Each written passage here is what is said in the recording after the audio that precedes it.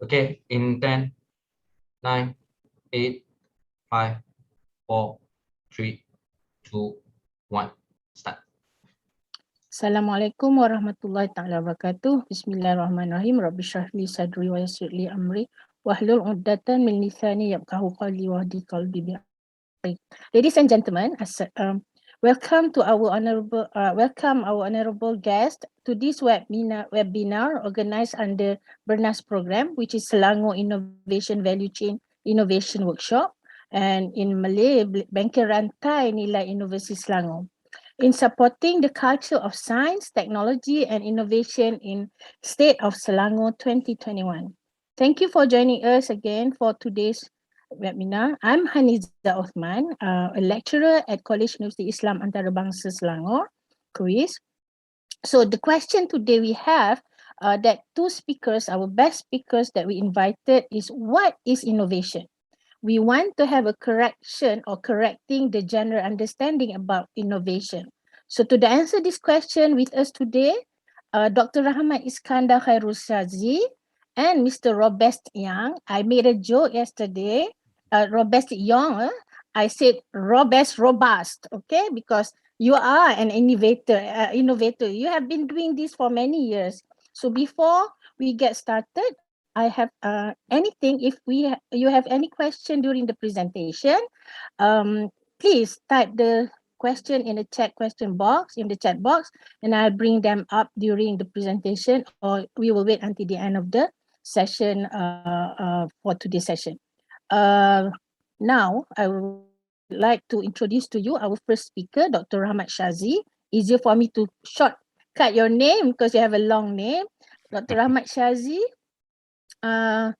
is a technology director at ShazInnovation, just now said ShazInnovation Solution. And Dr. RAHMAT's specialization is in business training, social capital and innovation. So as well, Dr. RAHMAT is also a member of the board of trustees that oversaw the innovation in management of coronavirus mobile test combat unit that tackle the COVID-19 pandemic. He was a principal consultant of technology training and research at Strand Aerospace, overseeing graduate employability, high value add training programs for Selangor. Okay. So through his, Dr. RAHMAT has been going around to get his degrees, first degree, if I'm not mistaken, in UK, second, master in US, then ended up in Australia for his PhD. I hope that inspire all of us today, our audience, my students, our students, to pursue their studies and not just end up at bachelor degree. So through Dr. RAHMAT PhD on innovation management, he is an expert on social capital and commercialization of innovations. And he has, doctor has 20 years of prior experience in Petronas. And I've read some, doctor started your career as a lecturer at ITP Trono. Cool. So please welcome Dr. RAHMAT. Thank you very much. Assalamualaikum warahmatullahi wabarakatuh. Especially to our VIPs, our very important persons, you adik-adik, students of Kuis, Unisel and other various universities, both in Selangor and also outside. We thank you for spending the time out with us this morning to really listen and understand what exactly is innovation, what it is not, and how does the innovation value chain play its role. So that would be the central theme throughout, not just today's webinar, but also the other webinars that you follow through. You do all this because of you, because you are our VIPs. Yeah. And thank you very much to Zal for the kind words. And also thank you very much. I would like to actually state to Selangor State for the trust given in us, myself, as well as Mr. ROBEST YONG. And if you actually quickly Google Mr. ROBEST YONG, you will see what Puan HANIZA meant by saying that he has been in the field of innovation, actual innovation, Inovasi, not inobasi. Yeah. So that's why, or rather, I'm looking forward to actually even listening from his sharing, because I learned a lot from him. That's the reality. Yeah. In the sense, he's my cikgu as well. Yeah. So anyway, let's get to the gist of what we are here to talk about. So today the topic is, what is innovation? And then we're talking about correcting the misperception, because there have been a lot of cases where misperceiving what it is causes us to lose opportunities, to lose investments, lose value, to lose competitive edge, because we have to compete against other countries, not just other states, not just Selangor versus other states, but also other countries, and it is becoming very, very dire now. That is why the program that we are in right now is directly under the MP, is directly under the Menteri Besar of Selangor. It is not, parked under an expo anymore. It's directly under him, because he essentially says we need this now more than ever. And we need anak-anak, especially anak-anak Selangor, to really drive this economic engine for not only the state of Selangor, not only for the country, for Indonesia. Now, allow me to actually share some of my slides. Let's see whether this works. Oh, I will need Puan HANIZA or Cik Amir, I will need your assistance to allow me to share my screen, if that is okay. So what we are going to see in a bit. Yes, please. Okay, go ahead. So, Alhamdulillah. Okay, it's working now. So if everybody wants to see my screen, see what that like this. Yeah. So we talk about, somebody asked, why Bernas? Yeah? So it stands for Bengkel Rantai Nilai Inovasi Selangor. Yes, Bengkel Rantai Nilai Inovasi. So we'll be talking about what innovation is today. In the next series, we'll also be talking about what exactly is this innovation value chain. Why does it matter? Or in what cases does it not matter? Yeah. So for those of you listening and watching, we hope that this will make a difference in the way you look at not only your degree, not only your final year project, the potential it has, but also where you can take it and who do you come to actually take it further. So let's get straight into it. These are some of the things that we have discovered as we actually did consulting work for various parties, both in Malaysia as well as overseas. Yeah? Look at what exactly are the issues with our innovation ecosystem. Talk about innovation. So, and we will revisit this slide later, yeah? VIPs, we will revisit this slides later. Well, we're talking about a lot of our industries, they are low value add. We'll take a look at the details later, but the point I'm trying to make here is that a lot of our industries, you go to work, you take instructions from other people. That's low value add. How do you value add? You just follow instructions. High value add industries are where you create the instructions. You instruct others what needs to be done. You work with them trying to tackle the problems. Using instructions you create. That's the major difference. Second, when we define innovation, yeah, and we'll take a look at this, and this is going to be the main thing we'll be talking about today. Yeah, we find that in a lot of cases, including universities as well, sometimes the definition is cut in half. Yeah, it's like the river. You don't allow the river to get to the ocean. You create a lake, you cut it in half, then you don't let the water go to the ocean. Sangkut. It's stuck. Yeah. Thirdly, innovation value chain. It's mapped as, it's not actually mapped to the industry portion or academic.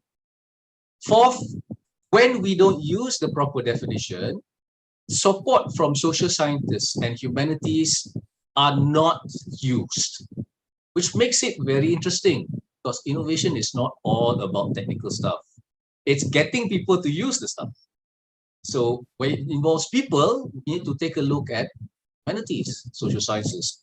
But because of the definition is not used properly, we can't roll that out. Fifth, trust in new ideas. We'll talk about that in a future session or in a future webinar.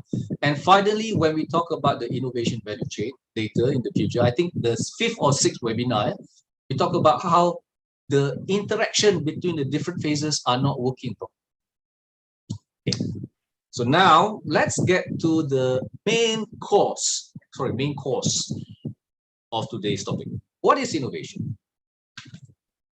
Before we get there, just slightly digressing. Earlier, HANIZA mentioned about the combat that we were involved in. Now, what exactly is the combat? It's the coronavirus mobile test unit. I don't know whether you can see it, but it's here.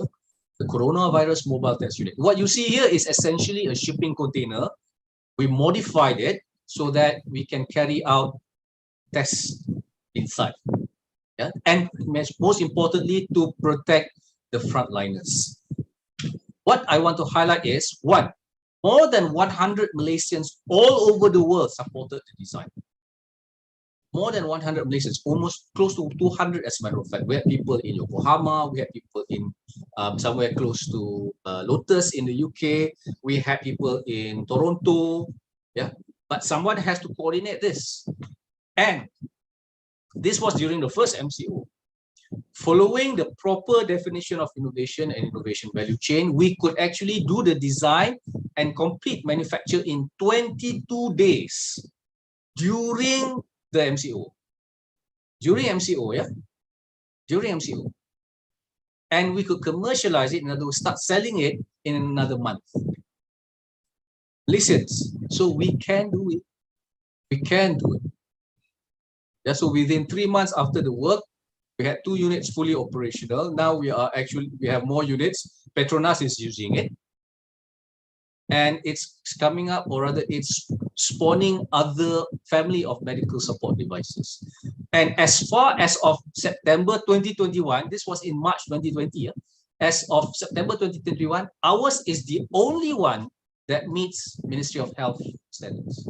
Sorry, it should be Ministry of Health, not Ministry of Higher Education. So we can, Malaysians can. Kita boleh, Malaysia boleh, but has to be done properly. Takes a lot of effort. Not that straightforward, a lot of barriers, a lot of people disagreeing with you, but just to share, disagreement is part of innovation. If everybody agrees with what you say, so something isn't right. Yeah? So much so that even even Australia is picking up this particular idea and design, and they want to actually leverage on our services. So we double. And Mr. ROBEST later, I'm sure, will share about the stuff that he does, that he has done, that he has sold to actually say, Malaysia boleh, we can, but do it properly. Yeah, do it properly. Okay, let's unpack the issues. Right now I mentioned about the 6 issues, but we'll be talking about the first one. But before I go further, just to clarify, those of you watching, the top of the screen, is that blank? The top of your screen? Or can you see the whole screen? Can anyone confirm? For HANIZA, Brother ROBEST? I can see the whole screen. Yeah, Okay. we can see the whole screen. Okay, lovely. Because on my screen, the menu keeps popping down. I thought this disturbs your view. Okay, so unpacking the issues. VIPs, innovation isn't necessarily new. But there have been a lot of arguments, disagreements, not fighting lah, thank God for that. We're not talking about soccer in South America. Oh, hang on, this is way too early for most of you. Right? Maybe Brother ROBEST will probably know about the soccer war.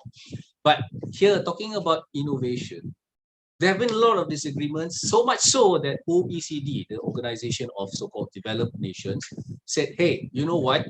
Let's get together, both academicians, industry, the community, let's sit together and find out what exactly matters. What exactly is this animal called innovation? What is it? What is it not? So they actually have met 4 times, all at Oslo. And every time they met at Oslo, they actually came up with a document known as the Oslo Manual. Oslo manual because in Oslo, okay? So that's why it's Oslo manual. And they said, okay, based on this, based on our discussions, these are the things we have to focus. And the last time they met was 2018. So they came up with the 4th edition of the Oslo manual. So based on those particular discussions, this is what they said. In a nutshell, of course, it's a lot more complicated than what you see here, adik-adik sekalian. But the point I'm trying to make is, at the end of the day, this is what they define as innovation. This is what the developed nations define as innovation. And as a matter of fact, it's been adopted across multiple nations. So much in Malaysia, but that's for another day of the topic. So their discussion found that, okay, at the end of the day, whatever is the unpacking, whatever is the refined definition or add-on definition, at the end of the day, these are the main criteria they must have. It must have novelty. In other words, there must be a new angle in that particular field of application. There must be a new angle. Because remember, there must be new competitive edge. Novelty aspect brings competitive edge. In other words, the idea, the technology, the product, the service that you bring in makes you different, makes people want to say, hey, that's better. Let's do that. So novelty must be there. Yeah. Then it must be adopted. People must use it. This is where things become a bit, how do I say, not so clear in Malaysia. Not so clear in Malaysia. But Brother ROBEST, after this, will make it clear to you. He will actually show, hey, this is what it is, okay? So it must have impact. People must use. Or at least, it must have been brought to the market. In other words, you can buy it in the market. Now, why do they actually insist on these elements? Because there are times where people just bring something to the market. It's not really new. There's no new angle. It's just for example, a copy of something else. Or it's new, something novel, but it's not in the market. You cannot buy it. Or nobody has used it. So these, at the end of the day, is what is defined as innovation. But there's a reason why they call these, why the central definition is important, because it helps us improve upon what is needed to make sure these things happen. Yeah, remember, because we need to support this. Yeah, we can't just say, okay, here is the definition of innovation. Okay, great. How do you actually create the novelty? How do you actually get it to the market? Or how do you get people to want to use it? It's not easy. Yeah, it's not easy. It's very difficult. It's very difficult, but it can be done. It's difficult, but can be done. Mr. ROBEST will share with you what he has done and how he did it. I hope so, Mr. Yong, Mr. ROBEST. But in any case, you'll hear from Mr. ROBEST. So all this is extracted from the latest Oslo manual, which the 4th edition. Now in Malaysia, unfortunately, this element, the end user or market availability and penetration, usually is missed out. When you miss out these things, whatever resource that you bring, you struggle to make that particular idea an innovation. Sometimes, because that definition is not aligned or these things are left out, what happens is it does not become an innovasi. It becomes an innovasi. Innovasi is a phrase I coined myself. I don't know whether somebody will pick that up later, trademark or what. It's okay. Maybe one of you will decide later on, hey, okay, we're going to trademark this. Ahlan wa sahlan wa marhaban. All yours. I don't think I want to actually trademark at this point in time, because there's a lot that we have to learn about this. So that's essence. And the innovation value chain. I want to show you just quickly before I actually stop my particular session 1 here. The innovation value chain is made up of various parts, of various phases. You can see here, problem identification, idea generation, idea championing, idea implementation, that we are going to unpack in future webinars. Not for today, not for today. But the point we're trying to make is because there are phases and there are support activities required, different phase, different type of support, different type of people you need to lead, different kind of resources you need to make it happen. This is part of the sorry, let me rephrase that. Part of the problem is we don't actually understand these phases. So when we don't understand these phases, backtracking, this does not happen. Yeah. So again, I want to just want to actually highlight, because this does not happen. Yeah, because we don't understand how these different phases work, what kind of people we need, what kind of behaviors we need to actually exhibit to show in these different phases. Yeah, this does not happen. And when this does not happen, when inovasi does not happen, we end up with inovasi. For those of you who didn't quite catch that, basi is the Malay word for food that has gone bad. Yeah, food that has gone bad. So instead of those ideas making an impact, making profits, or making a social contribution to the people, it ends up not doing anything. We want to avoid that. You, adik-adik, the VIPs, you have an opportunity to change that. Not just for Selangor, not just for Malaysia, but for the globe.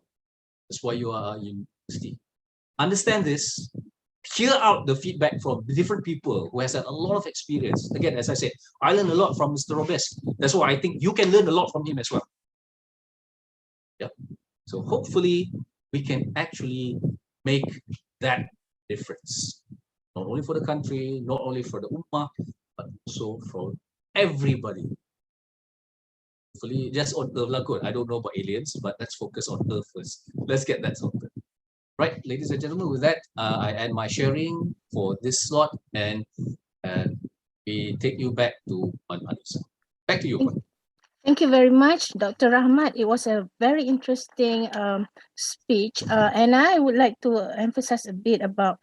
I would like to congratulate to you about combat, which you and your team had innovated in 22 days, and then the following month you have it commercialized. So that is very innovative, because within a short period things can be done and can be commercialized. There's one thing about we should be able to market the product. That is innovation. Okay. Let me just add one. Yes. Just to add, about 2 months. Yeah, the 2 months of really dealing with that. I learned so much about innovation management within those 2 months compared to the past 10 years. Oh gosh, because you have to compress a lot of activities. At the end, you must market the product. If not, there's not innovation. And I have to deal with inovasi, kan? Yeah. Have to deal with academicians. I'm proud of you. I'm proud of Malaysia. So barulah kata Malaysia boleh kan. Saya malu nak cakap Malaysia boleh. Exactly. It was a joke. Last 2 days, I told my family if I were to go overseas within this period, when people ask where you come from, I'm going to say I'm from Brunei. But don't ask me why. I think Dr. Rahmat should know. Mr. Young should know why. I'm going to say I'm from Brunei. Well, put it aside. Okay. The innovation is actually from these 3 words, but I put that as Naim. What is innovation is Naim. It has to be new, novelty. You have to adopt that, and then it has to be impactful to the society, to the world, and finally we need to market the product. If these 3 elements and I am is not there, it becomes inovasi. So kita tak nak makan nasi basi kan. So I would like to invite the second speaker, and I'm going to listen well because I've read your biodata. There's a lot of experience you have done before. I mean, there's a lot of things you have innovated, and I want to listen from you. So Mr. Young, or I call Mr. Robust, okay, we would like to invite you, and let me just go through something to introduce you. Actually, Mr. Yong is a speaker and well known as among the innovators. So a lot of innovators in Malaysia and around the world that he has participated, know his name. But they call Mr. Yong as garage inventor. So he also had been appointed the ambassador by Agency Innovation Malaysia, which is AIM, in 2010, and had a lot of awards awarded to him due to his innovation. Okay, Mr. ROBEST Yang is also a believer and practitioner, and his own metaphor, I normally heard about thinking out of the box. This is thinking without the box. So without further ado, I would like to invite Mr. Yong to give your speech and share your experience with our VIPs. All right, thank you very much. Welcome. Right, okay, I need to share the screen.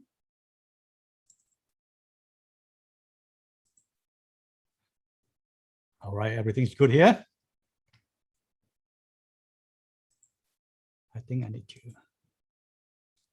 Right, good morning, everybody. This is what I'm going to show. Just for a short introduction, my name is ROBEST Yang. I've been inventor, I think, since 1990s, right? So you should know how old I am. I started very young. Right. Some of my notable innovations, which I will share later. The first one is the polyclone instant rubber stamp machine. Right.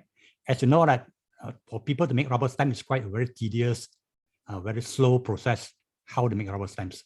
Right.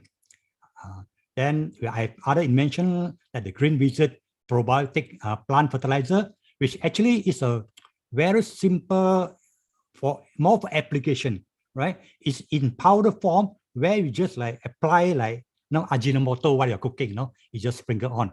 So it makes life, innovation is about making life easier for people, right? So we have already marketed this almost all over the world, right? Even like Indonesia, Thailand, they actually market it through their own multi-level marketing programs, right? Under their own brand, right? Okay, I will show you a short video, maybe a 2-minute video, which is taken from one of the viral websites. Maybe some of you have seen it, some of you don't. So just to share with you. Dalam dunia serba moden ini, you can see, right? You can hear the voice, right? The sound. Teknologi yang telah dicipta bagi memudahkan kehidupan seharian kita. Tapi korang tahu tak, terdapat juga barangan harian yang kita gunakan sebenarnya dicipta oleh orang Malaysia sendiri. Malah ciptaan ini juga turut digunakan di seluruh dunia. Oleh itu dalam video kali ini, Faktau akan senaraikan pelbagai barangan harian dan teknologi yang terkenal di seluruh dunia yang dicipta oleh orang Malaysia. Jadi tanpa membuang masa, jom gunakan lawatan ke pameran. 10 barangan terkenal di dunia dicipta orang Malaysia. Mesin stem cop getah. Sebelum wujudnya poliklon, kebiasaannya untuk menyiapkan sebuah stem cop getah boleh memakan masa sehingga seminggu disebabkan idea ROBEST Young dan mengadaptasi teknologi percetakan yang beliau jumpa di Jepun. Maka terciptalah poliklon, iaitu sebuah mesin yang boleh menghasilkan stem cop getah dengan kadar segera. Menariknya, ciptaan ini telah membuatkan beliau memenangi pingat emas di pertandingan mencipta antarabangsa pada tahun 1994 di Geneva. Selain poliklon, beliau juga mencipta barangan lain seperti pelekat nyamuk, baja, inkubator telur dan alat untuk membolehkan orang buta menaik menggunakan telefon pintar, di mana alat ini tersenarai dalam list yang seterusnya. 8. Telefon pintar orang buta. Masih lagi alat ciptaan ROBEST Young, Real Vision Touch merupakan alat yang membolehkan orang buta menggunakan telefon pintar dengan mudah dan pantas, di mana mereka boleh menaik sepantas orang yang boleh melihat telefon.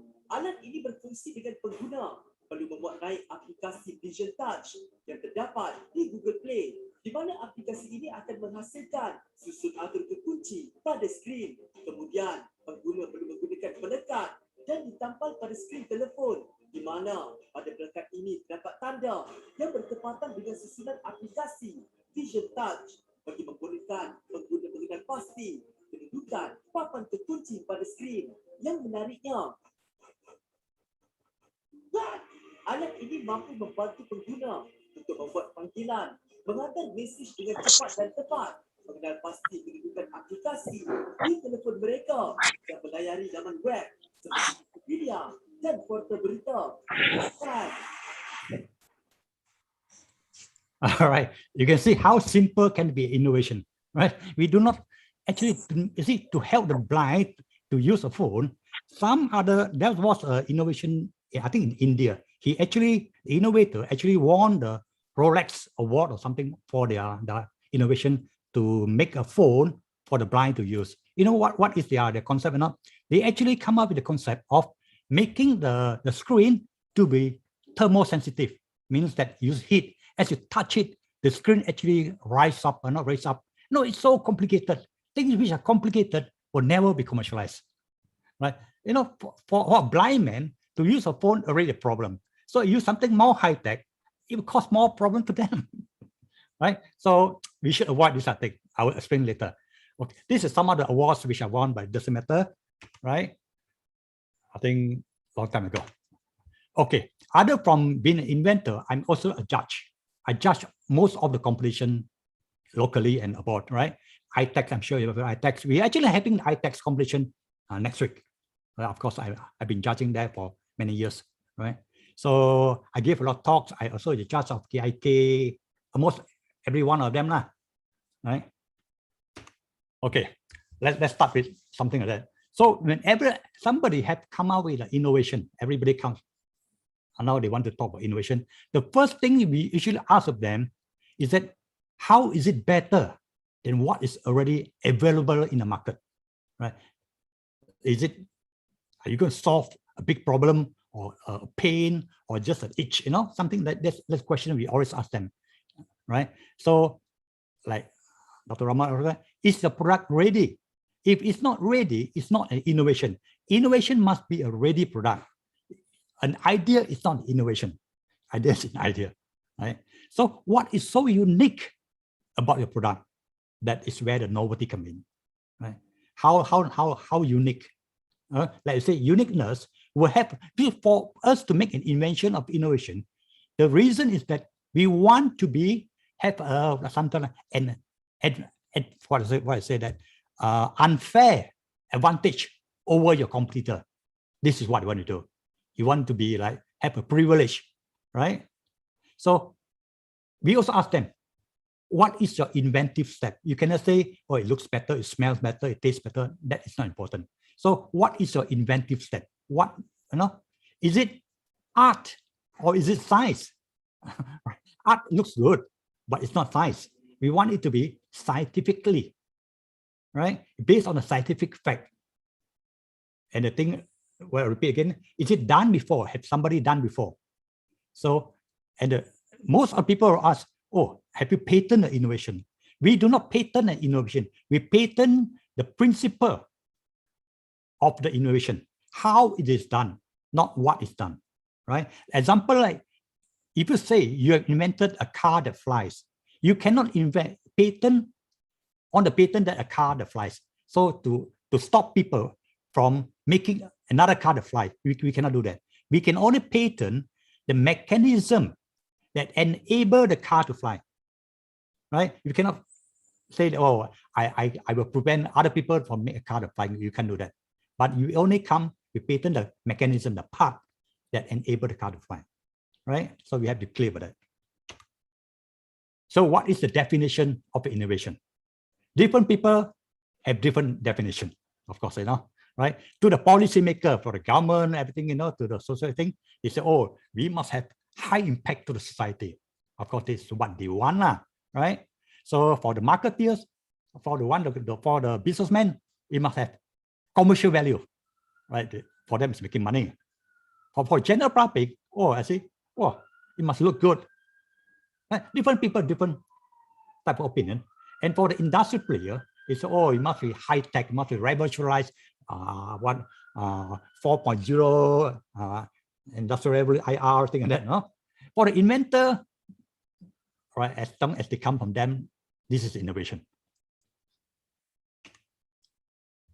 So what is innovation? Innovation, it must be defined that it must be first of a kind. That's where the novelty, right? It must have novelty, right? It must have an identity, right? Example, like people have been making cake. Cake have been a long time, right? The first cake is an innovation. But because, okay, you make something like chocolate cake. The second person to make a chocolate cake even tastes better. It is no more innovation. But if you are making ice cream cake, you can call it innovation because it's different. It's another type of cake, right? So you make a cheesecake, it's not a chocolate cake, right? It's completely, the recipe is completely different from making a chocolate cake, even it's still a cake.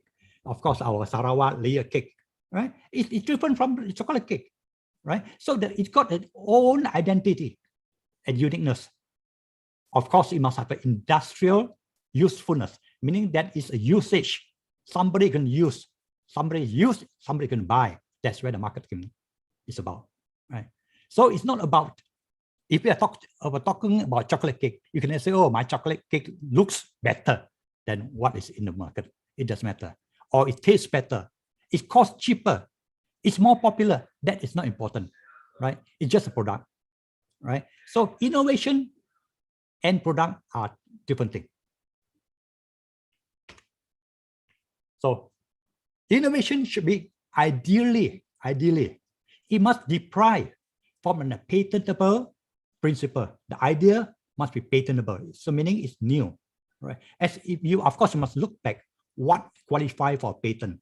Patent must be, for your product to be patent, your idea to be patentable, it must be new, it must have an inventive step, it must have an industrial application, right? So preferably, innovation must come from a patentable principle. There must be have element of inventive improvement. It must have improvement with inventive steps. It must be past your R&D stage, meaning it's already a product, right? You cannot say, oh, I'm still testing the thing, I'm still experimenting, I'm doing R&D. That is not innovation. Innovation must be a ready product. So meaning it must be workable and usable. It doesn't need to be looks good yet. Maybe it's not even marketable as a product yet, but it must be a product that is ready for production, right? It must be productable, right? Meaning that you can actually produce a thing. You have everything. You have the principle, you have the knowledge, everything. And also it must be duplicatable, meaning that someone else other from you must be able to do it, right? You cannot say, okay, I'm the best char kway teow in town. But if this thing, my skill cannot be duplicable, it's my skill. So something that is not duplicable cannot be an innovation, right? It's your own skill, your talent, right? So if someone else do it, it wouldn't be as good, right? So the innovation must be duplicable. Someone else can copy. Of course, the copying is another matter, right? So also preferable, there must be industrial application. I think is a must. But to be successfully commercialized, that is another matter, right? That's another stage. Of course, your product must be commercializable, must be able to commercial. But whether you are successful or not, that is another level, right? Some products are so good, some innovation are so good, but maybe the guy have a bad reputation. People don't like him, you know. So the thing wasn't successful. That is beside the point, right? Of course, as a business person, because I see all innovation, the reason for why someone want to invent, someone to produce innovation is because of money. Let's be honest, right? It's a business. It's not about, it's a business. Innovation, we spend a lot of time, we spend a lot of money to make money, right? The end product is about market. That's very important, right? So it must be competitive. What we have done must be better, must be cheaper, must be more attractive to the user, to the buyer. Of course, it must be easy production. This, of course, this is preferable, not a must, but as an innovator, I would choose someone which has a product which is easier to produce, right? So, you know, I don't have to spend 10 million. I don't have to build a factory thing. That is what I can do for myself. So only then the product will be able to realize your idea, right? You know, I've seen a lot of workshops. They call it innovation workshops. Basically, go there. What they do, they teach you take recycled product, take recycled waste. They do art and craft, but they call it an innovation workshop. Are these innovations? It's a creative, beautiful. They're happy. It's creative, but you shouldn't call this innovation. This is not innovation. There is no inventive steps. There is no commercial value in what you have produced, right? So even like the robot, actually this is not a real robot, right? Like it's done by one of my friends, my good friend of mine. He actually is a eco type of art type of robot. He used just recycled plastic thing. They make it into a very nice piece of art. It doesn't move, it doesn't talk, it doesn't do anything, but it's just a piece of art. You cannot call it as innovation. It's a piece of art and craft, right? So you can see the many workshops. People say, oh, innovation, I'm going to conduct innovation. If you go there, art and craft, no innovation. Right? There are many creative products in the market. It just make, right? Let's say a water kettle, a water plant, to water plant. It just made in plastic. It looks good. It's a product. There's no inventiveness in the product, right? So good product doesn't mean it's an innovation.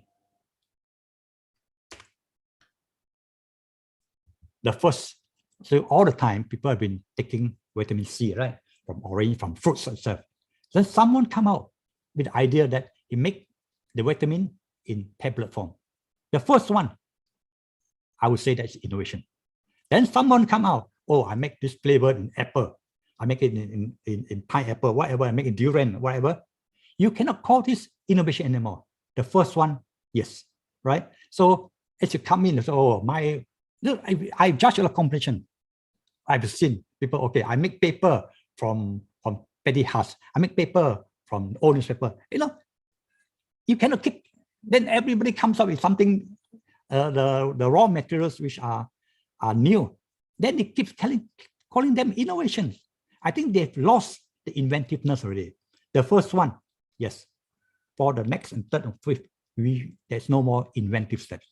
So we do not call this innovation. Example like the Apple iPhone, right?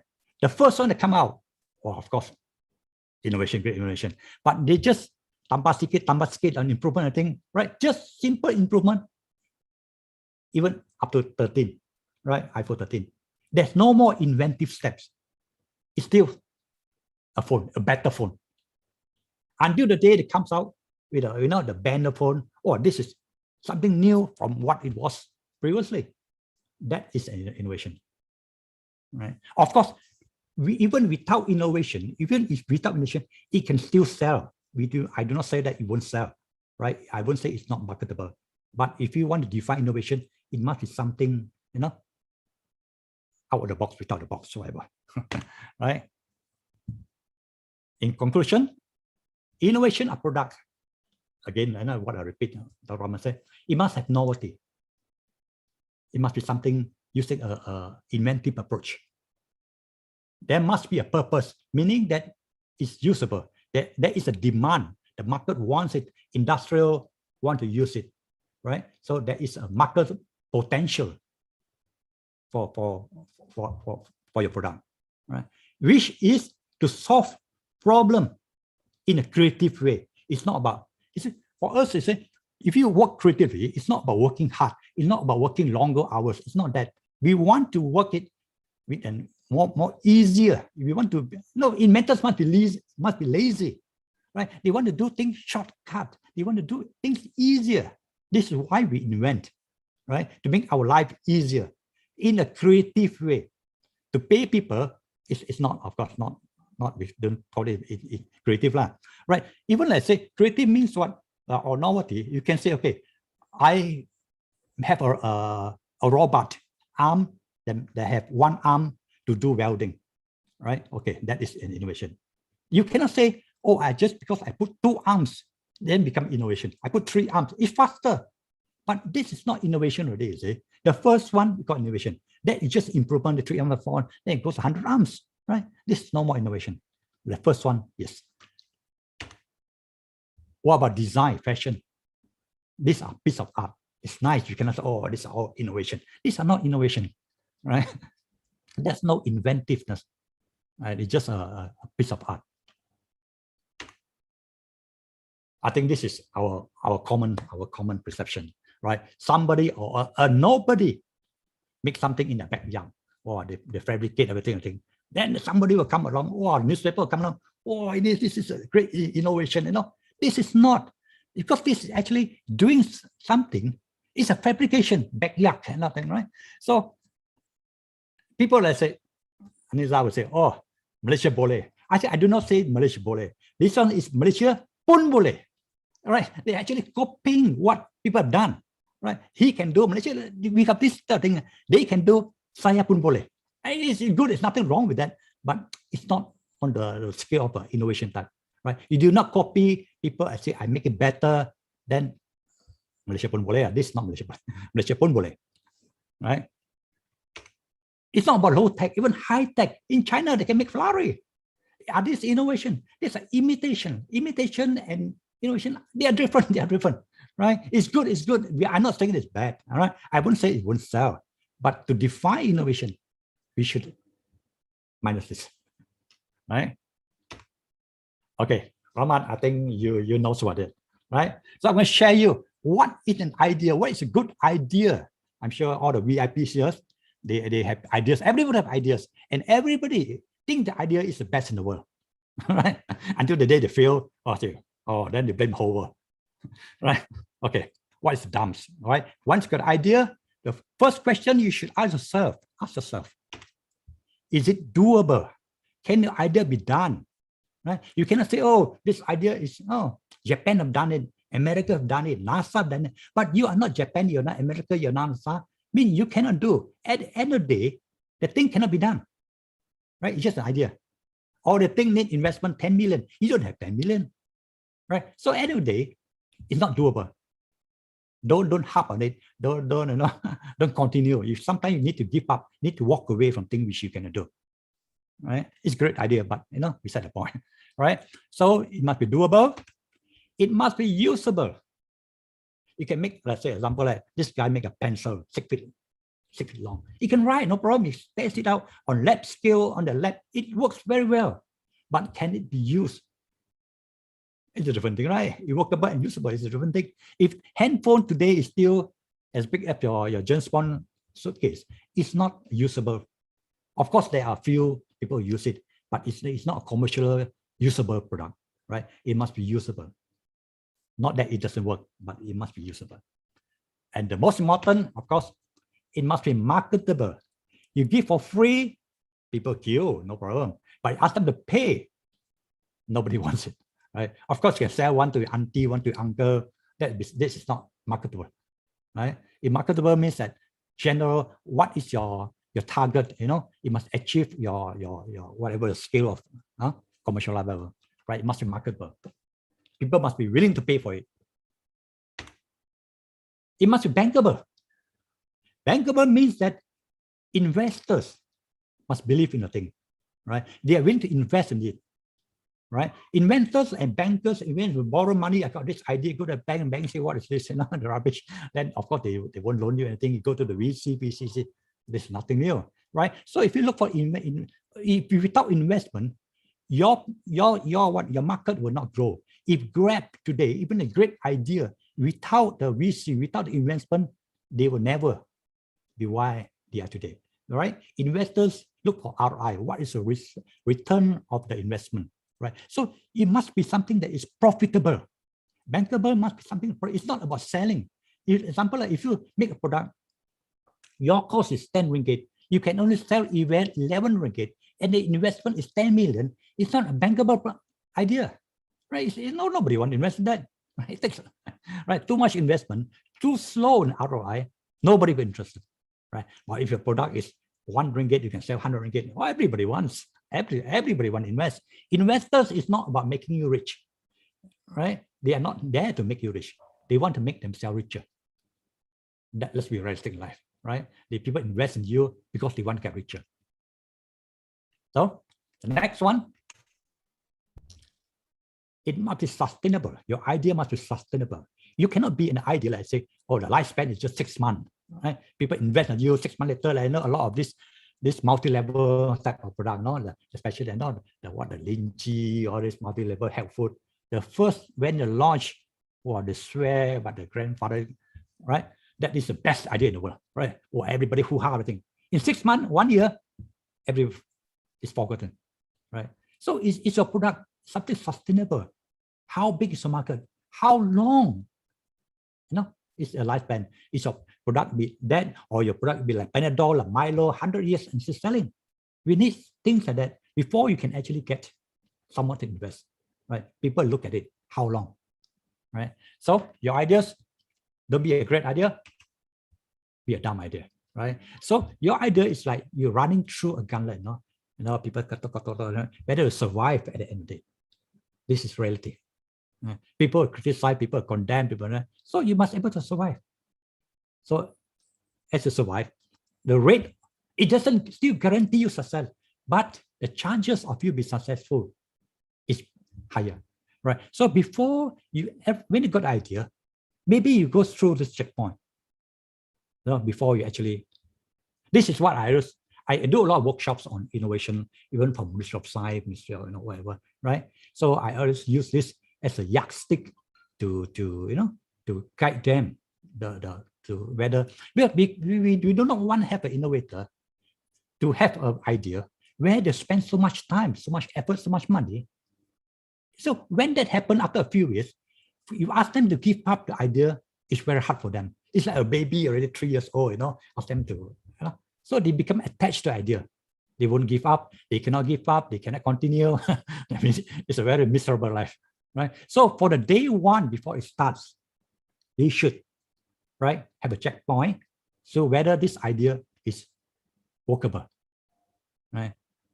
So this is my advice to whoever is watching this video, right? So do it yourself, your own swab test, right? Right, okay, this is my presentation. Thank you. So if you want anything you're curious to know more, you can actually go to my website. You can contact me directly. Right, thank you. All right. Thank you very much, Mr. Yong. Robust. Thank you. I would like to emphasize a bit about it was very interesting when you said innovation is about the first time. When we created something the first time, it has to be doable.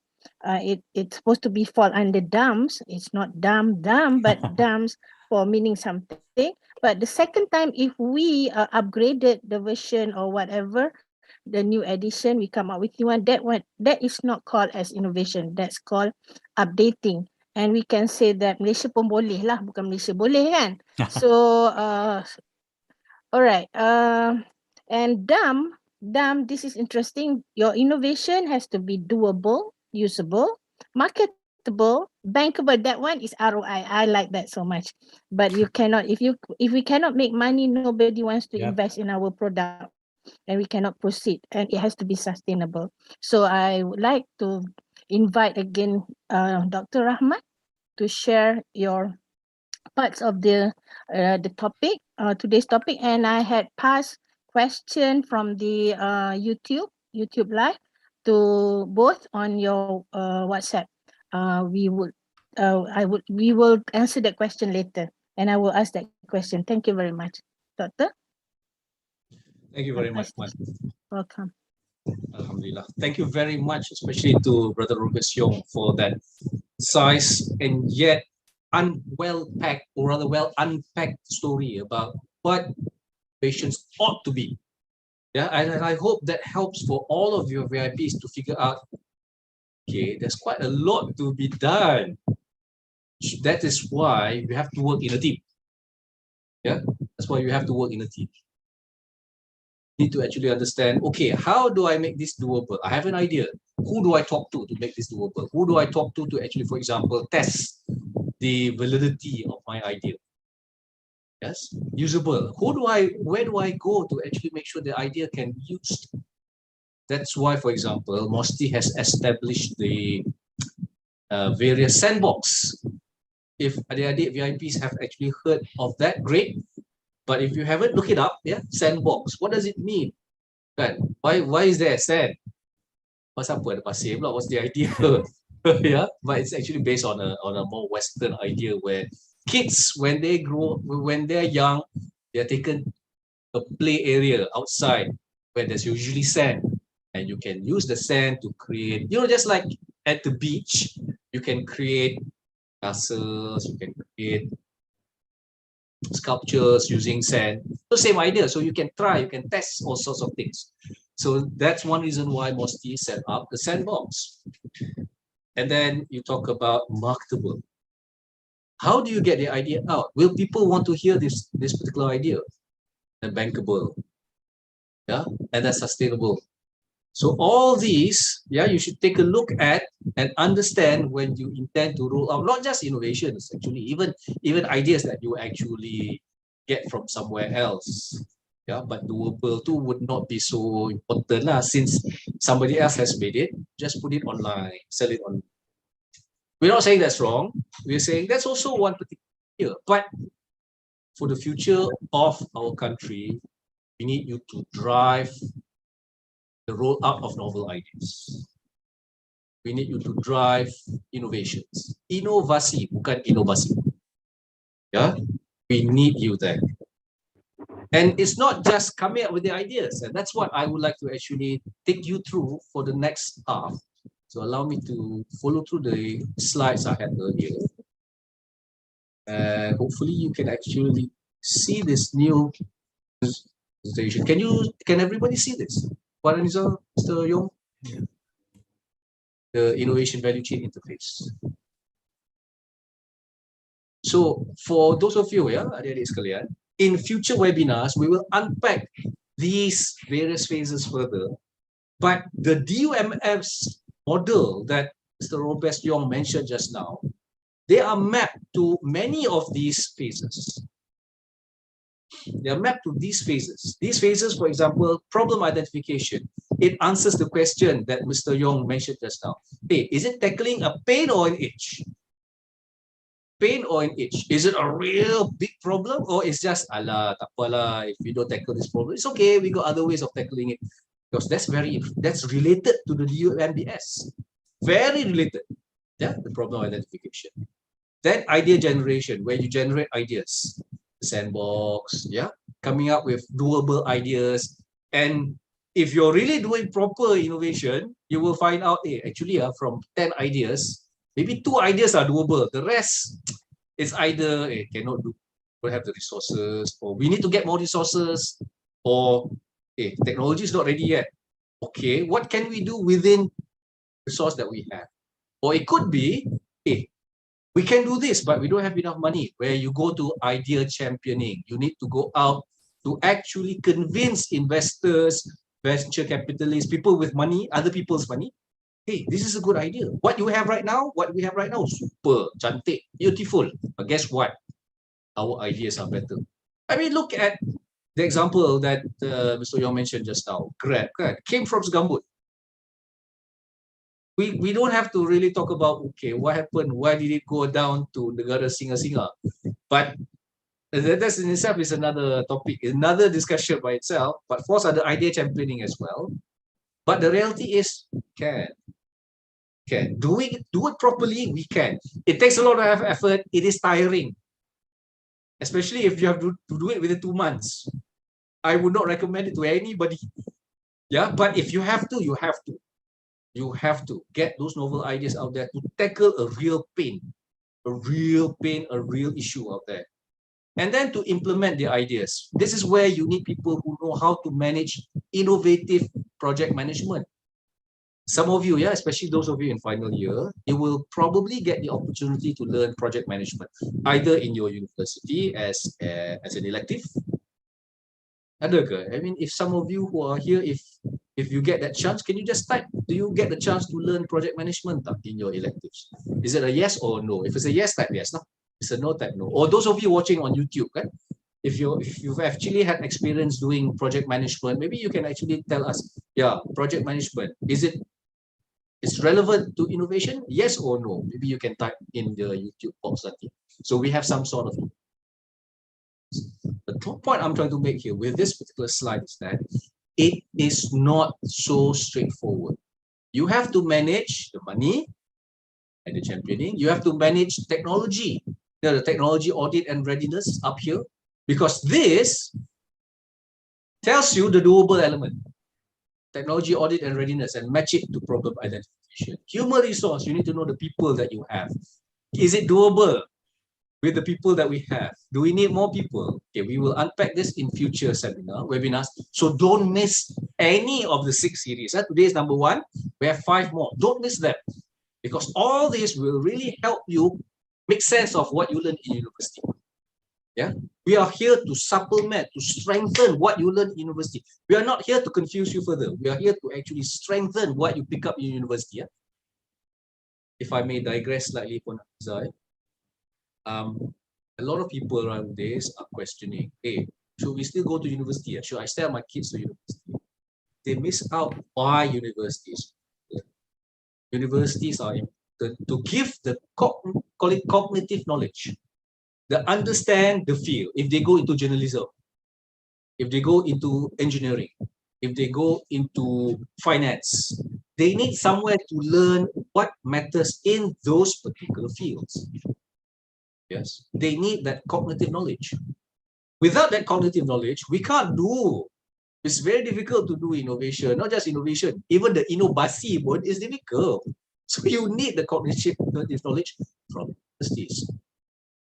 But we need add-on ability to look at, okay, this is the knowledge I have. Which part of the knowledge matters for this innovation to make it happen? And that ability to contextualize, that is what we actually do here in Bernas. That this kind of skill set will help you get those high value jobs. I mean, we have a lot of low value jobs. It's good. It helps the country, yes. Tapi as the song goes, cukup sudah. Let's let that industry go. Let that industry run. You VIPs, we will power the high value add industries where we create instructions. And don't be scared. Don't be scared. We know that a lot of graduates, fresh graduates. For your information, my company has been training Invest Selangor, Invest KL students, and inshallah in a couple of months, we'll be training Perak and Sarawak students. We have had that experience, reskilling graduates into high value jobs. Talk about ability to innovate, ability to create those instructions. To tell people, this is how you use the polyclonic stem. Can. Yeah. Don't be scared. Don't be scared. Even if you are, if you haven't worked before, don't be scared. As a matter of fact, sometimes not having industry experience can be an advantage. But again, that's for a separate webinar. Yeah. Now, what I want to highlight again on this particular slide, 2 things. One, take a look at the red arrows. Red arrows show interface between one phase to another. For those of you, for example, who do engineering, you know, hey, if I design part A, I design part B, and part A must be connected to part B. You know you have to design the interface. How part A connects to part B. If there are stresses, if there are loads, you have to design so that the load doesn't destroy the parts. Yeah, you have to design so that the parts can take the load. They don't break up. I mean, imagine cars. If those of you who are doing mechanical engineering, when you do your calculations for engines, you will see, hey, actually, our cars, they are designed to really take up a lot of load. It's not that easy. It's not that straightforward, but we can do it. When we talk about those of you perhaps doing even higher level engineering, aerospace engineering, I'm from the aerospace industry. It's even more amazing. It's amazing how much knowledge that those of you who are religious, how much knowledge that God has given us that we can make use of. And imagine that's just a drop. Just a drop. Imagine what we can do if we properly follow the innovation value chain, the definition, and what are the criteria. The DUMBS criteria really helps you focus. So don't forget. But ROBEST, one of these days, you have to trademark the DUMBS model if you haven't. Seriously, I seriously suggest. Oh, trademark already. We'll have a chat afterwards. Yeah. So that's the first thing. Second thing, you take a look here, VIPs, take a look. Design thinking. If you read today, a lot of training courses, a lot of universities, a lot of companies talking about design thinking. Oh, design thinking is important. Now, just to make you understand, design thinking falls here, yeah, in the innovation value chain. It helps you identify problems. It helps you generate. So design thinking falls here. It's very important. But it doesn't take you all the way. So understand that. Another one, RDCI. This is the innovation model that Malaysia has previously adopted. Research, development, commercialization. Now, I think from what you've heard from myself and Mr. ROBEST, research, development, commercialization are all parts of innovation. You want to get competitive edge, you want people to be able, you want you to get high value jobs, you need to actually start rolling out novel ideas, innovations. And you must understand that RDC are parts of I. They are not separate, yeah? They are not separate. Now, talking back, let's have an exercise. I'm going to skip over this. I'm going to skip over this and ask this question. Okay. You can see some pictures here. At the top is the combat. Sorry, top left. Top right is the proton iris. Bottom right is a light walk steel grating. This is from another innovator in Malaysia. I think Mr. ROBEST knows him as well, Dr. Bakstan. And this one here on the bottom left is something that looks, I'm not going to give you, I'm not going to actually mention what this is off the cuff. We're going to have a simple exercise. So here, ladies and gentlemen, a question. Is the proton iris an innovation or not? Type your answers in the box. In the chat box. Okay, tadi yes. Type your answer in the box. So those are saying, no, this is no. There are those saying yes. Oh, wow. It's not. Blah, blah, blah, blah. What about YouTube? YouTube, anybody saying? Anybody responding?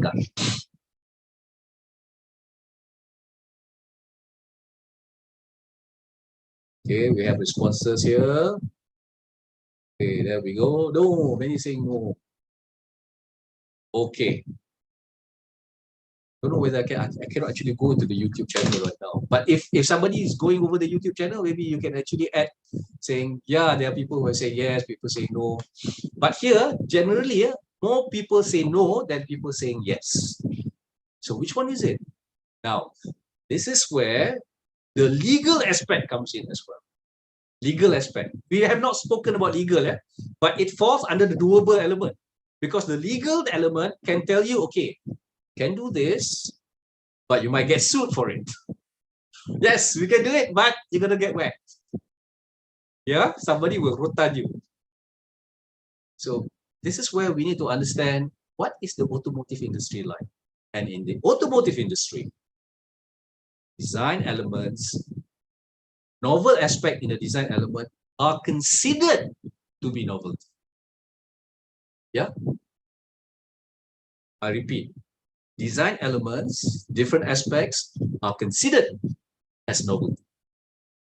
That's why if you look at the iris, hey, well, how different is it than the MIV? 4 tires, 2 headlights, windshield, steering wheel, sama. It's not an innovation, but because the design element is different, it's taken into. So the industry matters as well. This goes into the doable element. That's why when your particular product or service becomes more sophisticated, you need to have the technology audit. Somebody to actually advise you. The answer is yes. That's correct, Mr. Farhan. The answer is yes, actually. For automotive industry. For the automotive industry. So you see, that's why we need degrees. That's why universities still matter. Because universities can provide that knowledge.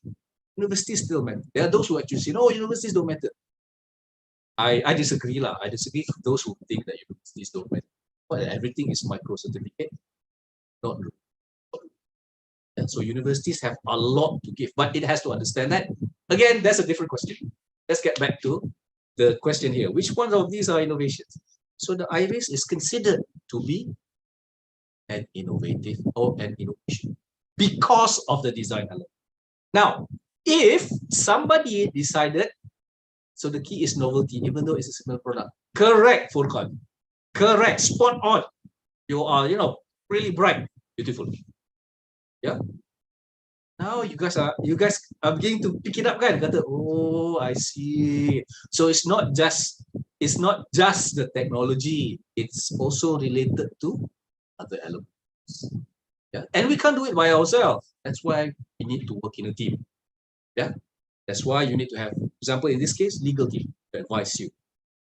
Now, if somebody decided to reverse engineer their iris, copy it 100%, even 99%, right? And then put a different brand at the top, in front, without paying Proton, that is copying. Yeah, the imitation that Mr. ROBEST mentioned just now, that is imitation. And legally, you can get into trouble. Legally, you can get into trouble. That's why some ideas are to be patented. Some ideas you cannot patent. So you have to find a different way to protect your novelty. But that is a discussion for another day. Inshallah, I believe webinar 3 with Puan Nurul Nuha and Dr. I've forgotten the name of the other speaker, but don't miss it. Sorry, Puan? Dr. Haziq. Dr. Haziq, yes. Yeah. Dr. Haziq. So webinar 3, don't miss that session. Because Puan Nurul Nuha has been in the industry, especially intellectual property, such a long time. She can advise you. Yeah. Macam tu. So we bring people who are at the forefront of this. Forefront. Bukan calang-calang lah macam Puan Hamzah sebut. Yeah. Kita pun, saya pun masih, I'm also still learning. Perfectly frank. So whatever I picked up, insyaAllah, I will share with everyone. Okay. So now, let's go to this one. Innovative light walk steel grating. This is the normal steel grating on oil platforms. Oil platform, but this also is used to cover longkang, our drains. This, remember our drain covers steel. They have steel cylinders across with bars cut across. Yeah. So, what Dr. Tan did was to turn it from this design into this design. Whether you can see it, let me zoom in. You see, the design is different. Now, is this an innovation or not? Yes or no? Type in the chat box or YouTube box. YouTube chat box. Yes or no? Is this an innovation? Yes or no? Everybody's a bit unsure. Okay, which one is mine? Okay, now the answers are coming in. Yes, no, yes, no. Or quiz saying yes, yes, yes. Unisel saying also yes. Oh, okay, I thought there was a quiz versus okay. New design, yes. So many are saying yes. Some are saying no. Okay, we understand that. Might have different perspectives. It's okay. It is okay. Different perspectives are important. Afiq going yes.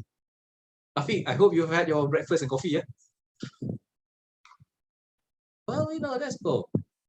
Whichever cost cheaper. Very interesting. Cik Farhan is talking about cost angle is also an element. And in many industries, yes, it is. Macam tu. Re-innovation, not quite sure what that is. We haven't defined that yet. Re-innovation. Okay.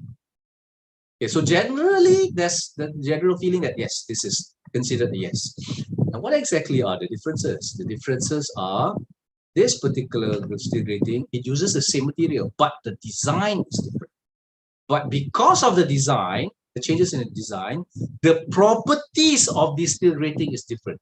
One major property, non-slip. So in other words, if you wear boots, this design will actually reduce your possibility of slipping and falling. which is a big major issue. Yeah, imagine oil platform in the middle of the sea, sea spray, wet condition, water can get sprayed, oil can get sprayed on the surface. So you need something that has anti-slip properties. This change in design, it gives this particular grating no properties. That is the novel angle. Use the same material, yeah? Use the same material, because just to share with you, Dr. Tan tried using aluminum, which is lighter, but the problem is aluminum has certain issues onshore or offshore. Yeah, there's certain issues. So cannot use aluminum, go back to steel, come up with this. This is considered an innovation. Macam tu. So then let us go into this one. Yang ni. This one we don't have to talk about combat, yeah, because combat, yes, considered an innovation, patented, sold, services out there. You might be wondering, so what? It's just a shipping container. Okay, let me put things in perspective. Yeah, our contract with Bernas, more than 1 million. Just one contract. Just one contract. Just using this. Yeah. So it matters commercially. It brings a lot of value to Petronas because we talk about giving services, protecting the frontliners. Protecting the frontliners is so important now. That's why we have a lot of self-tests at home. Yeah. But for factories, for plants, where there's a lot of security needed, this kind of setting is critical. It's critical. It's not necessary. It's critical. It's not just a pain. It's like an arm being chopped off. How do we know that? We have to talk marketable. We talk to people to find out, hey, this is marketable. Do you need this? Now, here's another example. Zoom in. What do you think this is? Anybody? Okay, maybe I explain like good because. Okay, let me explain. This is a piece of bread. This is a knife, but it's not just any knife. Underneath this person's thumb is the button. You press this button, it can melt butter and you can spread the butter on the bread. Okay, so here's the question. Based on what you have heard from myself and Mr. ROBEST and for HANIZA, would something like that be considered an innovation or not? Yes or no? Iron knife, something. Iron knife. I don't know whether it's made of iron, but yes, that's correct, HANIZA. Can use it to spread cold butter. That's why it was designed. Now, would you consider this an innovation or not?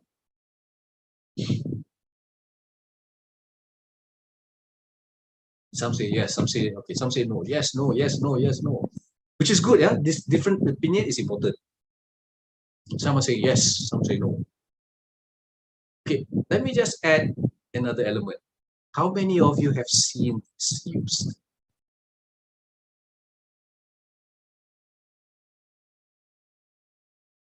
Never. There you go. There you go. There we go. So, you haven't seen it. A lot of you have never seen it. Bear in mind, you can actually buy it on NEDA. You can actually find it on certain websites. But we haven't seen it. Has it made an impact? Do you think it's marketable and bankable? Let me put this in perspective then. The company that made this, nak tengok kat Shopee. I think I've got it in Lazada. RM80. When I mention the price, now you tell me, you think it's bankable? There we go. So you see, the moment you apply the DUMS model, then you realize, hey, wait, who's going to use this? Yep, that's right, Siti. Mahal je. Wait, hang on. Well, that's just it. The technology to make it is quite expensive. It looks simple, but the bankable element is the issue. The marketing element is the issue. Yes. So, not everything that's novel is bankable. Here's an example. Here's an example. I did actually ask around my friends who are in the baking industry and whatever, who said they wouldn't buy.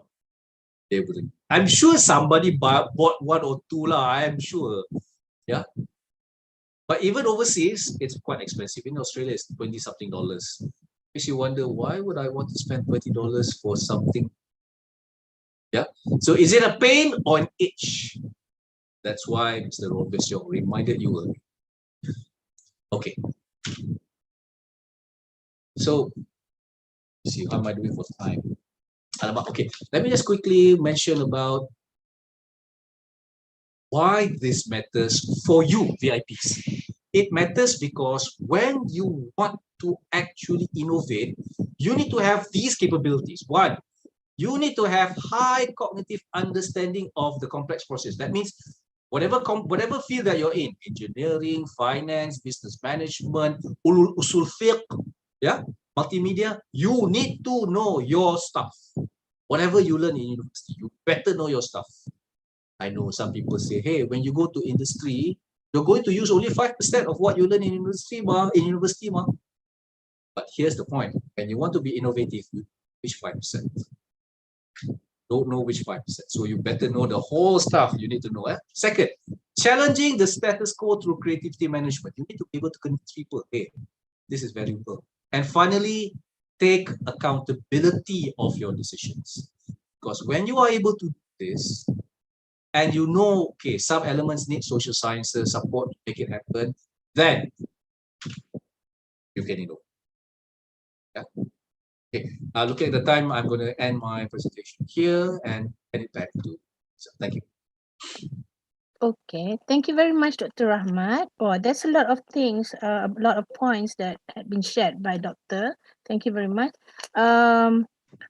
Well, some of the example was very useful because we thought that it's innovative, but when it doesn't give us ROI, means that if we sell that at 80 ringgit, I don't want to buy that because I just wait for the butter to melt a bit, then just spread it on our bread. So there are questions there were questions was asked in the live FB live.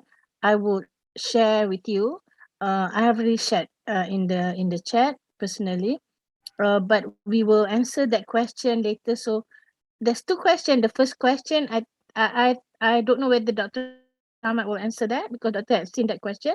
And if possible, the second question, Mr. Yong will answer that. But depends on which one you're more comfortable. You can discuss. Okay, now we move to Mr. Yong to present the second part of that. Then we will close with answering questions. Please, I'll pass this to you. Right. I think basically I would rather answer questions because of what I presented, almost already presented. Right. So if any question, maybe I will explain. Okay. There's two questions.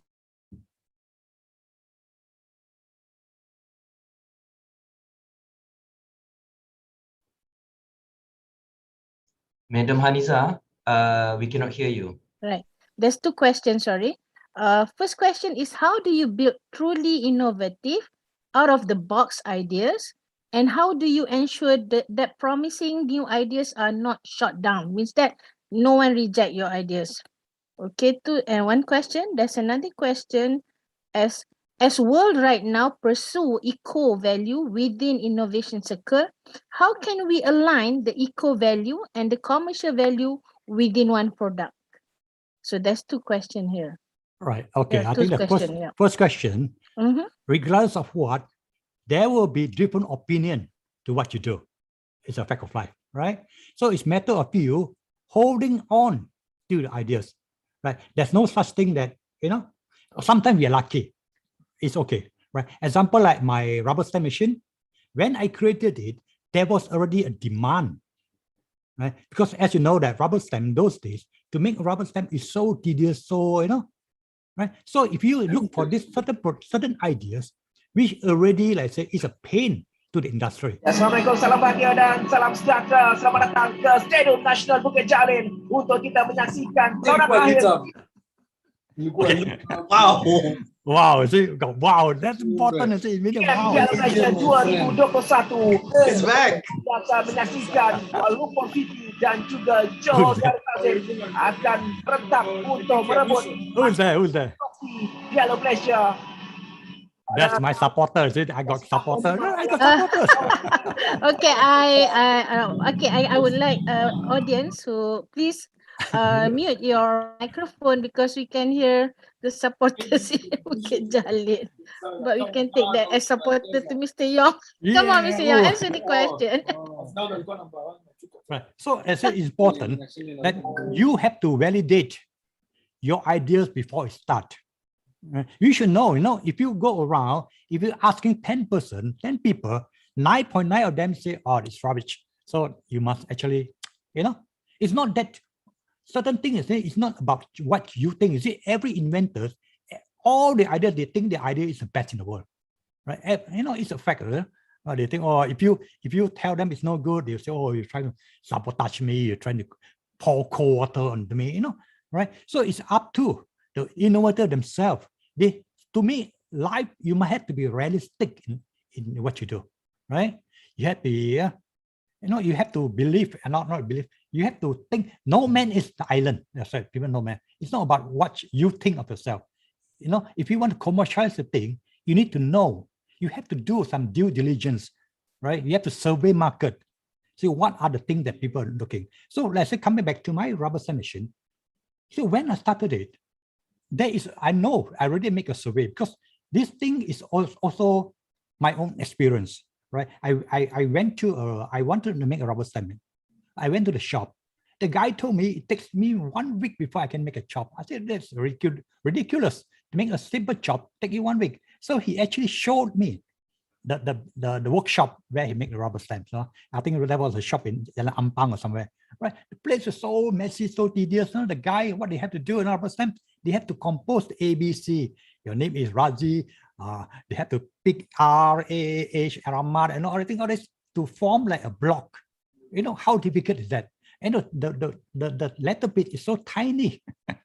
Right? You have to arrange that. Then they have to make a plaster mold.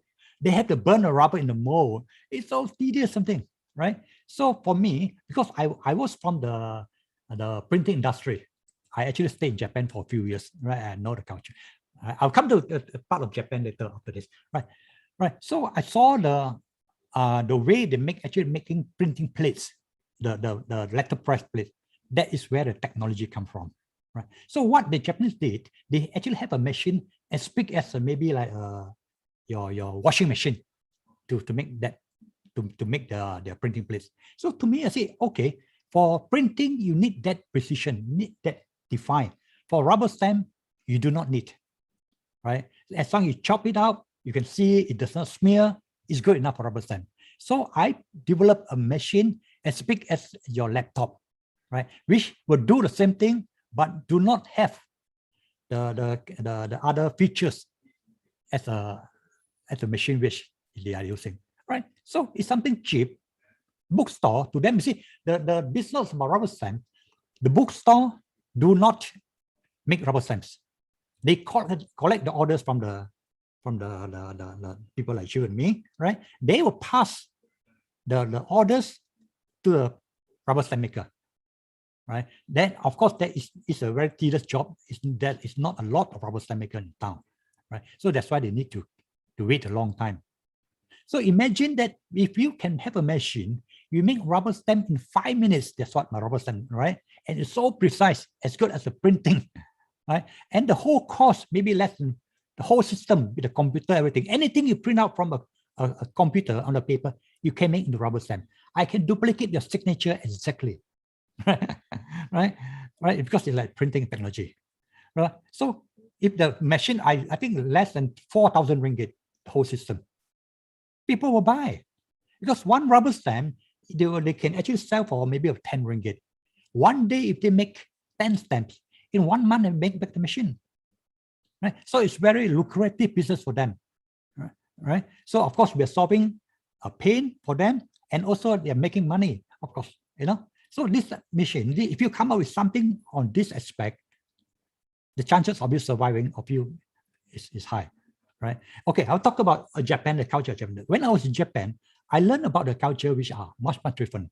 Example, if a company makes table, if a company makes table, that table, they have 4 screws that holds the leg, just an example, right? 4 screw leg, right? They've been doing that. So one day, the tea lady or the sweeper come along, she saw the problem. Oh, she said, oh, okay, I have an idea. I can make this table with 3 screws.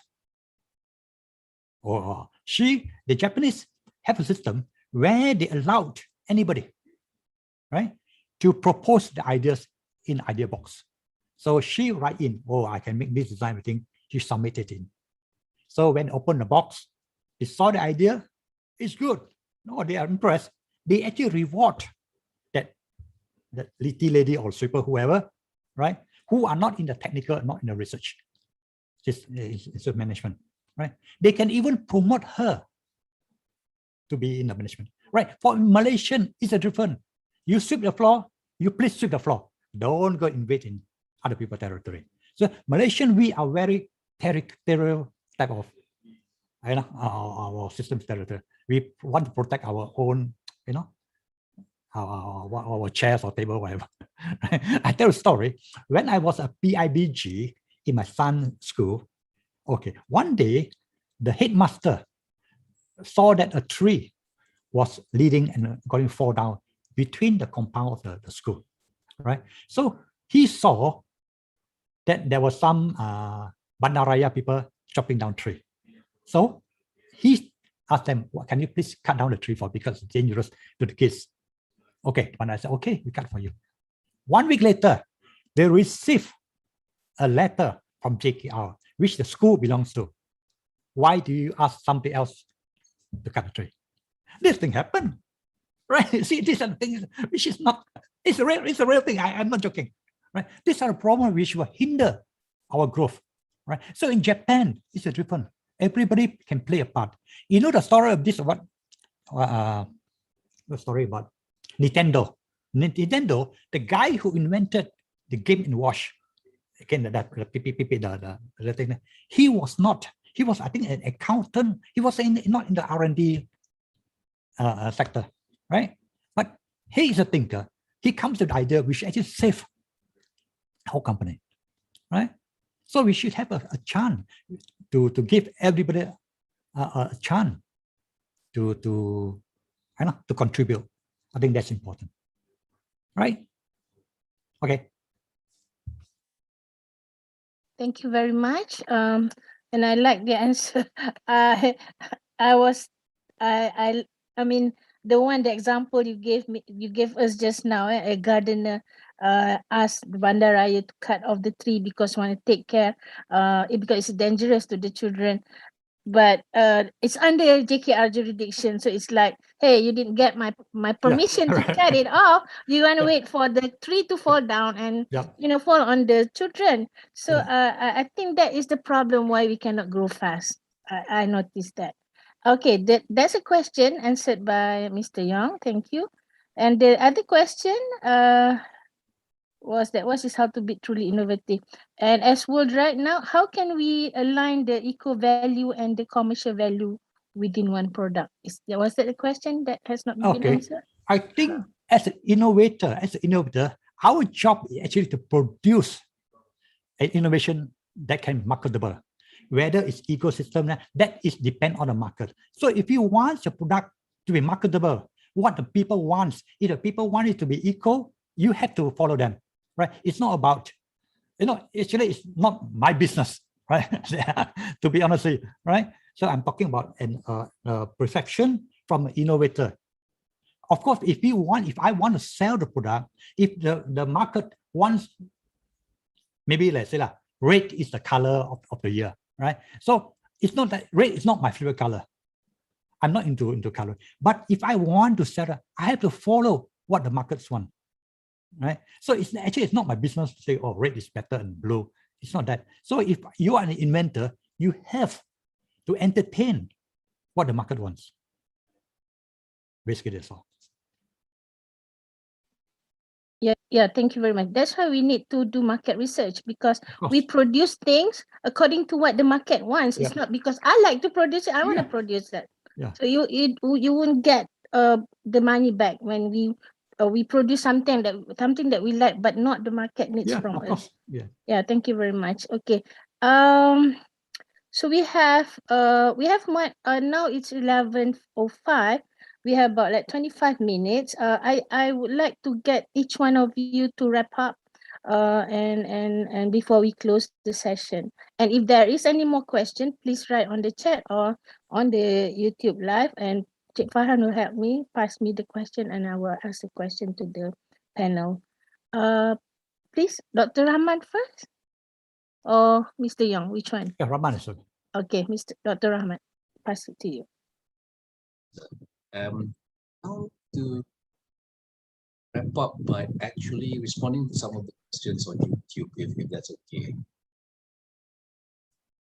Because I noticed that on YouTube channel, there are some interesting questions. For example, I was asking about and that's goes back to the dumps model that Sean mentioned just now. They understand what exactly is the pain here when it comes to equal value of a particular possible product or services. Now, if you notice, there's a lot of interest in SDGs. So we need to align whatever the with that those particular values that with eco value, people are talking about carbon credits, people are talking about perception, especially with the new generation, care more the environment. We have to actually admit that, they'll be more than happy to go out there and say, stop buying McDonald's. Why? Because the way they actually have get their beef supply. The new generation are willing to do that. That's one thing I notice here. So to them, eco value is becoming, that becomes a pain, hence there is a market for your businesses. Dr. Justina asked about how do you truly innovative out of the box ideas, and I think ROBEST touched on this. But when Dr. Jus asked about how do you ensure that promising new ideas are not shot down, this is where idea championing becomes very important. Idea championing is critical.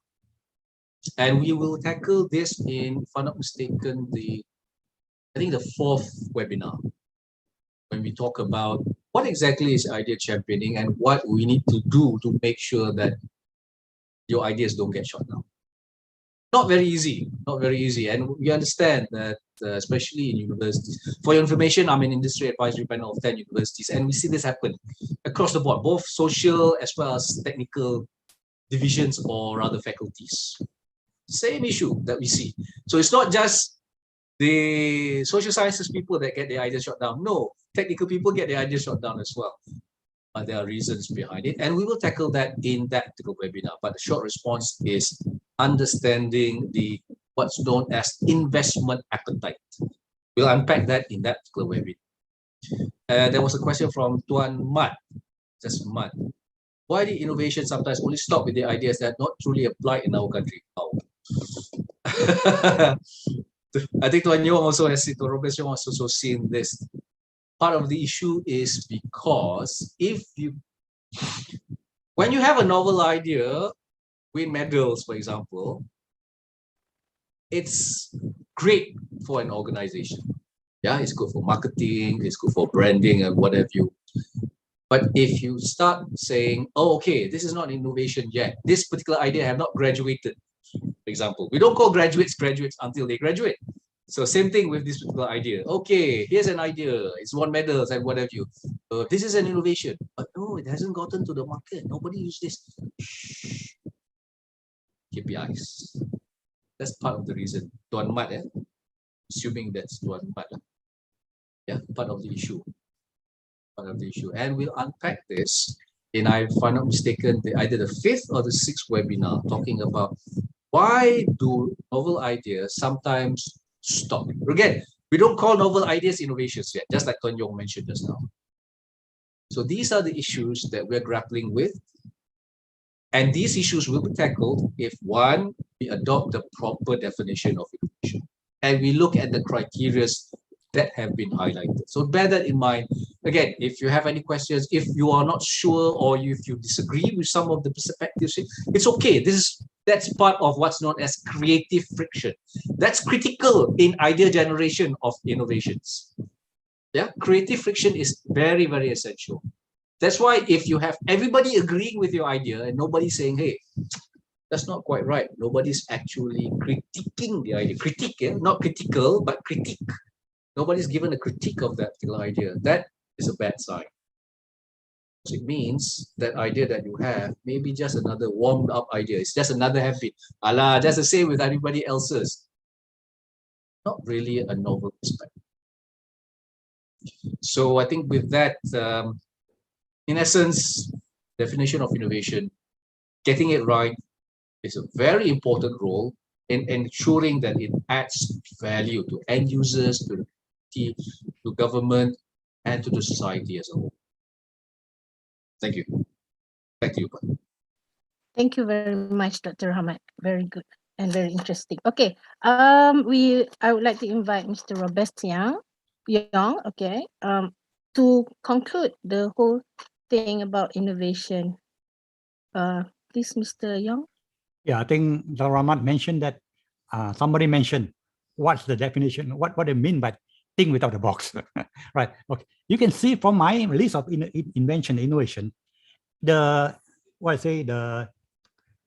principle or it comes from different fields. That could be mechanical, that could be, chemistry, that could be, biology, that thing.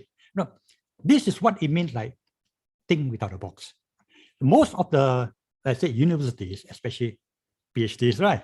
They have their own discipline, right? If they are into biology, they will only focus on that line. They will not think or use another discipline or mechanical to put into what they're doing, right? So sometimes an innovation, you need to have different discipline to merge to make into a product. Example, if the person makes table, he will only concentrate maybe on tables and chairs or what's around it.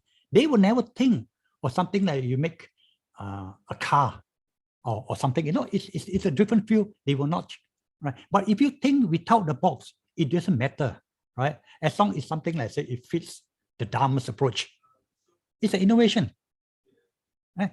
This is. We now you see the whole world is so wide and so diversified.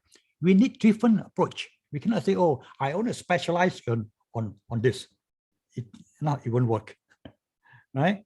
So on the conclusion, I think what we need to do, what innovators for them to we need to be realistic, right? We need to know what people want, and do not get carried away by your ideas. I think don't take it too personal, right? Don't think that, oh, just because you got an idea, especially when those people who get a patent granted, they think the whole world owe them a living.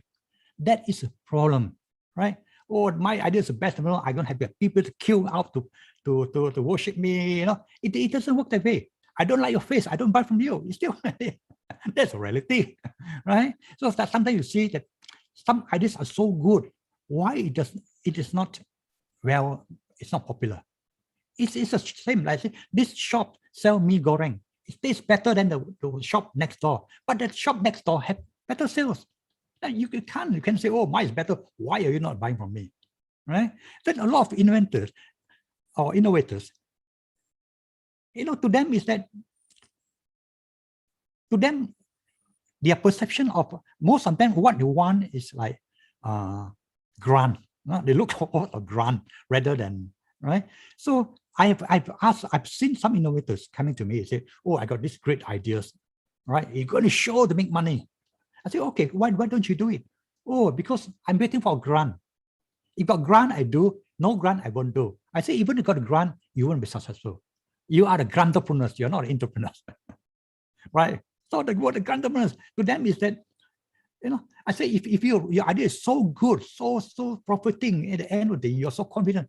I think for me, I will pajak my sarong also. I will invest in that, right? I got you got a car, got a house, you mortgage it since you're so sure. If you're not willing to do yourself, what makes you think the investor is going to do for you, right? So you see, for you to, before you approach an investor or apply for granting, money must be your last problem. You settle everything else. You got the technology, you got know-how, you got license, you got everything. accept money, then you approach them. The chances of you won't be wasting time and start digging. Be realistic.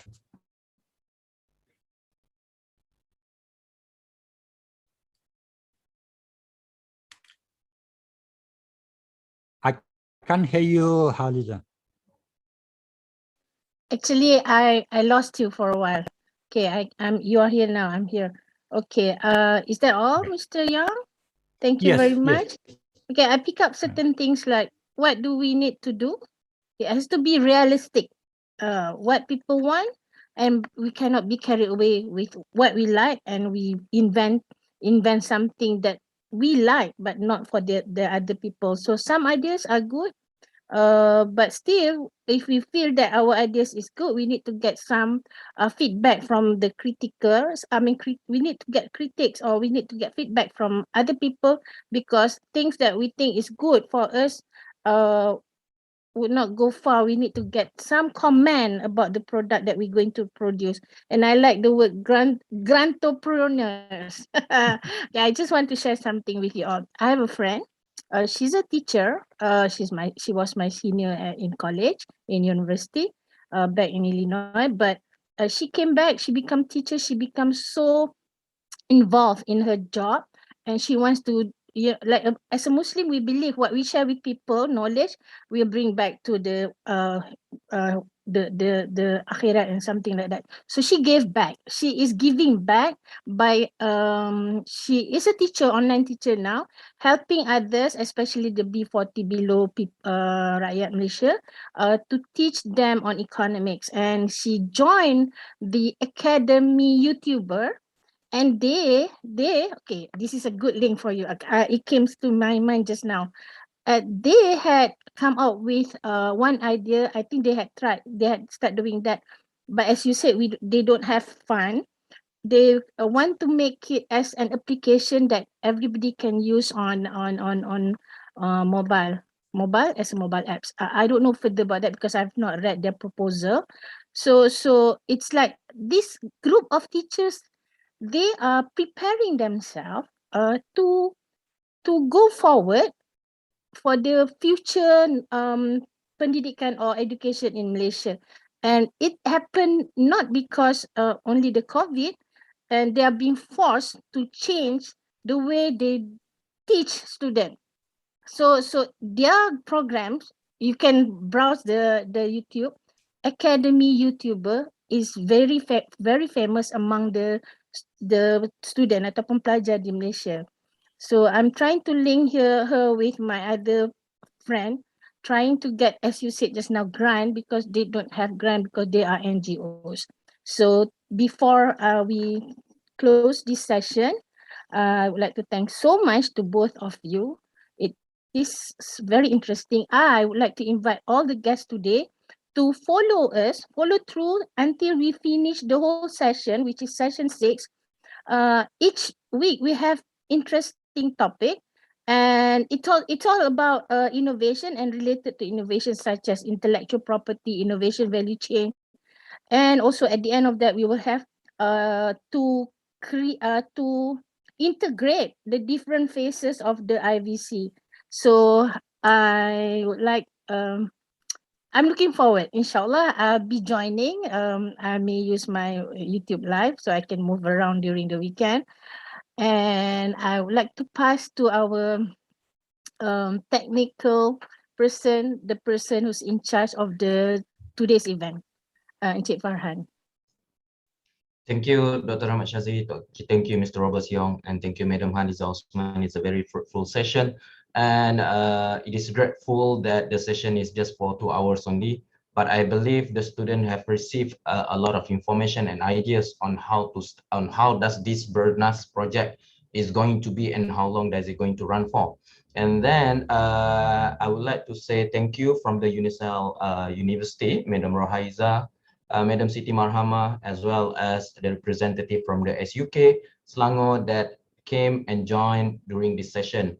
And then as well as thank you for the students from Unisel and Quiz as well for the participation for this session. And this is just a starting point. And we do have, as stated from Madam HANIZA, we do have a session that is going to long for 3 months, and then divided into three different programs, 3 different major programs. And then for the whole December, it's just a program 1 only. And program 1, we have 6 sessions.